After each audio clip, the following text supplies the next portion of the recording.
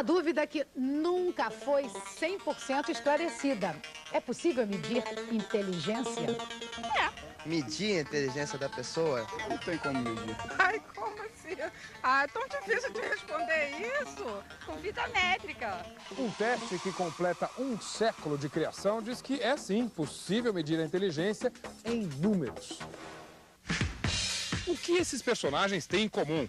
Todos eles fizeram o teste de QI. Agora, veja se você mata essa charada. O roqueiro Roger tem o QI menor que o jogador de xadrez Melão. O cientista Albert Einstein tem o QI maior que Rodrigo, da banda Detonautas. O presidente George Bush tem o QI menor que Roger. Melão tem o QI maior que o detonauta Rodrigo. Roger tem o QI menor que Einstein e maior que George Bush. A pergunta é, quem ficou em segundo lugar se Einstein tem o QI mais alto? Se você respondeu o jogador Melão, acertou! Desafios como este foram a base do primeiro teste de QI, criado em 1905 pelo francês Alfred Binet. O teste era aplicado em crianças para descobrir quais as tarefas mais adequadas para cada faixa de idade. Se alguém conseguia resolver um problema que estava no teste aplicado aos mais velhos, era considerado mais inteligente. Isto aconteceu com Hindenburg Melão Jr., o melãozinho da Dona Linai. Tinha facilidade demais de aprender as coisas, né? Que ele aprendia muito rápido. Hoje, Melão aparece no livro dos recordes como o maior jogador às cegas de xadrez. Tabuleiro número 1, cavalo C6. Bispo C4. O recorde foi enfrentar 9 adversários ao mesmo tempo e prever que iria vencer todos em 12 jogadas. O QI do rapaz? 200.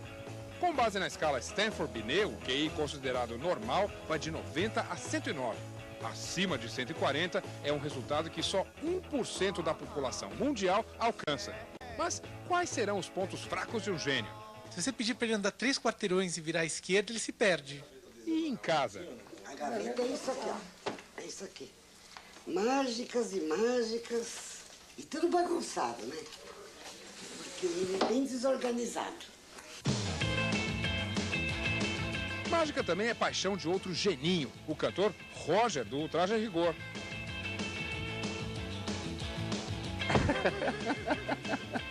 Roger tem o QI altíssimo, está naquele 1% da população mundial com QI acima de 140. Era primeiro da classe o tempo inteiro. Roger revela, usa o raciocínio lógico em vários momentos da carreira.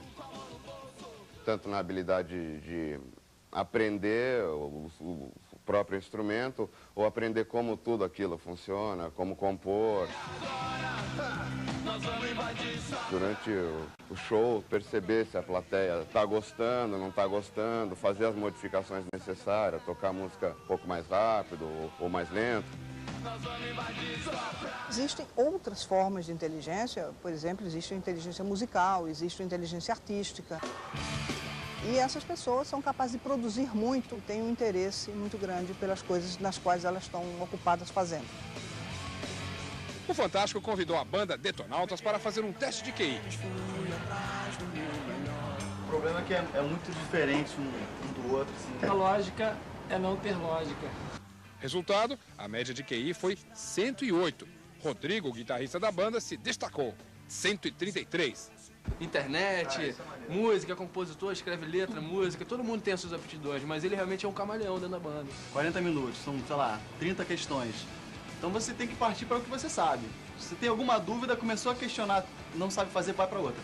Quando acabou esse teste, a conclusão que eu cheguei é a seguinte: se não fosse a música, eu tava... Não existe pessoa burra, não. Nós somos uma espécie que estamos equipados para ser inteligentes, apresentar comportamentos inteligentes e funcionar inteligentemente. Então, não existe essa possibilidade.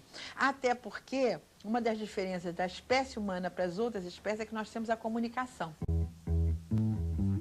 Ainda há empresas que aplicam testes de QI em candidatos a emprego para saber quais são as aptidões de cada um. Assim fica mais fácil saber que tipo de tarefa eles poderão cumprir com eficiência. Quando a empresa manda um candidato para fazer uma avaliação, ela quer saber isso, essa diferença que existe.